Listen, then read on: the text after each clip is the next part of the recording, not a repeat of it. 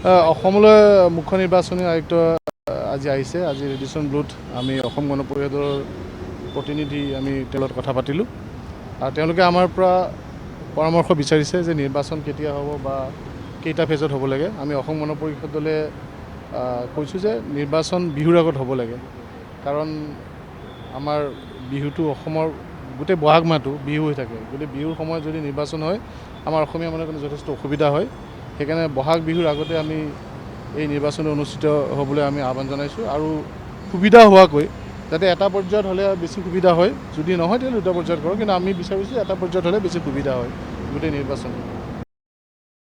অসমলৈ মুখ্য নিৰ্বাচনী আয়ুক্ত আজি আহিছে। আজি ৰেডিচন ব্লুত আমি অসম গণ পৰিষদৰ প্ৰতিনিধি আমি তেওঁলোকৰ কথা পাতিলোঁ আৰু তেওঁলোকে আমাৰ পৰা পৰামৰ্শ বিচাৰিছে যে নিৰ্বাচন কেতিয়া হ'ব বা কেইটা ফেজত হ'ব লাগে। আমি অসম গণ পৰিষদলৈ কৈছোঁ যে নিৰ্বাচন বিহুৰ আগত হ'ব লাগে, কাৰণ আমাৰ বিহুটো অসমৰ গোটেই বহাগ মাহটো বিহু হৈ থাকে। গতিকে বিহুৰ সময়ত যদি নিৰ্বাচন হয় আমাৰ অসমীয়া মানুহৰ কাৰণে যথেষ্ট অসুবিধা হয়।